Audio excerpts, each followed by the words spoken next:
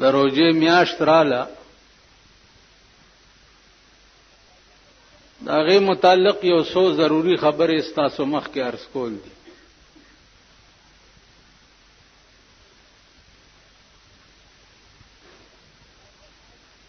الله فرمایي چې اے هغه کسانو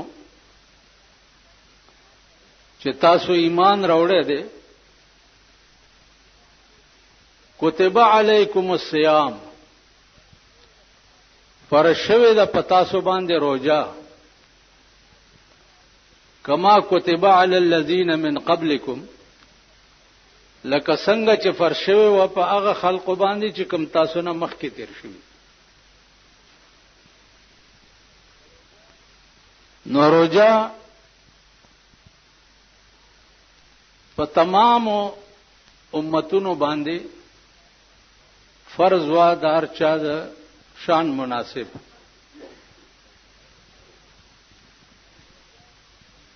روزه عزیزانو یوازې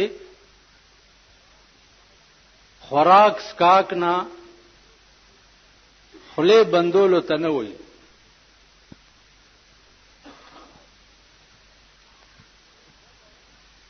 روزه به دار شي نیسي،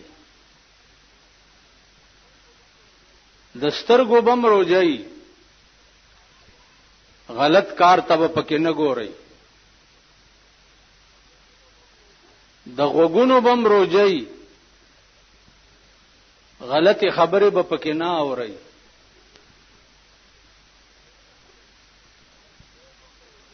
د خپو بم روزي، غلط ځایونو ته به پکې نه ځي. د لاسونو بم روزي، غلط سیزونه ته به نه اچي. نو روزه یوازې خوراک سکاک نه ځان بندولو ته نه وایي، روزه د دې ټولو سیزونو نامه ده. بعض ائمه تر دې پورې لیکلي دي چې کچا په روزه کې غیبت وکړو،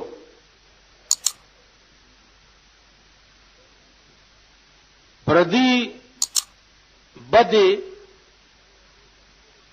او اله د خپل مفادو د پاره، نو په دې روزه ماتي.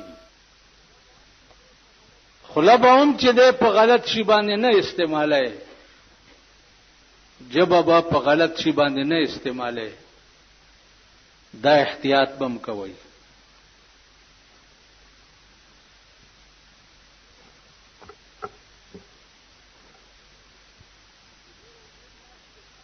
د روزې میاشت ته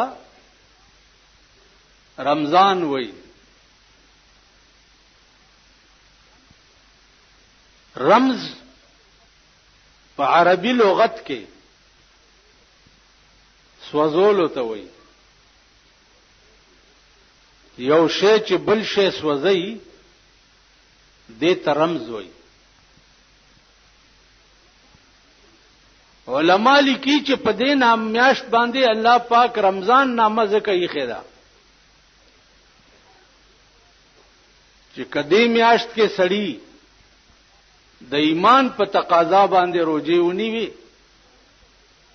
نو د یو لسو میاشتو ګناهونه چې دي هغه ټول په دې باندې اوسوځي. نو الله پاک دې مونږ او تاسو ټول ته توفیق راکړي چې دا روزه په ښه احتیاط سره ونیسو. څنګه چې روزه فرض ده، داسې 15 وخته منظم فرض ده.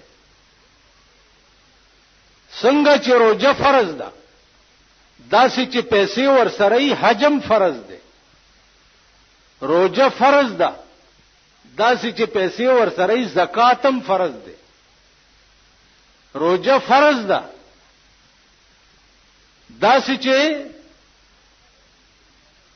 بل سړی دی ولیدو او درو جماعت یو د پښمنی درکه نه لګي، نو هغه سره امدادم فرض دی. دا وره که په یو محله کې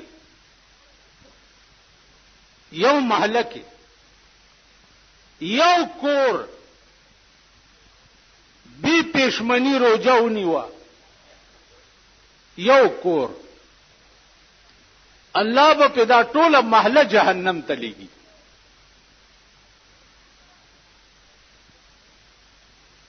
که په روزه کې یو غریب روزه ماته نو او په تا پته ولګېدا او داغه روزه ماته نشتا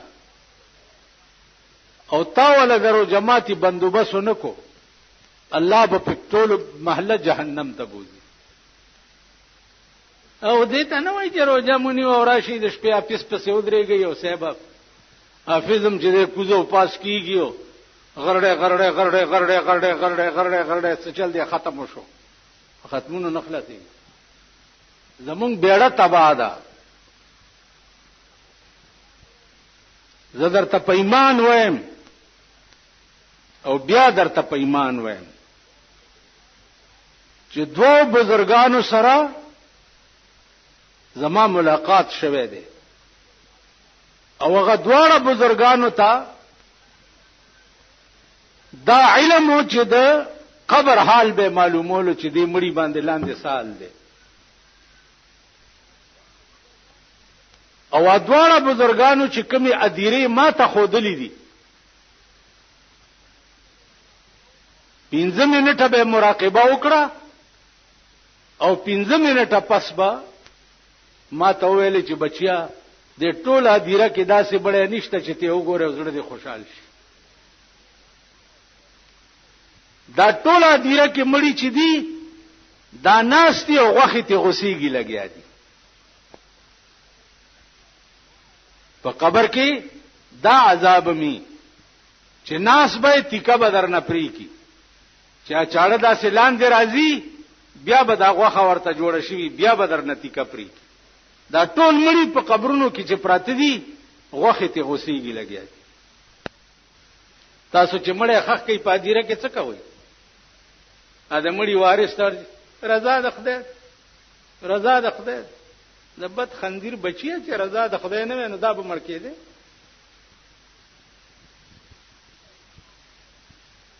وای تاسو ټول چې رضا د خدای نه نو دا د خندیر بچی به مړ کېده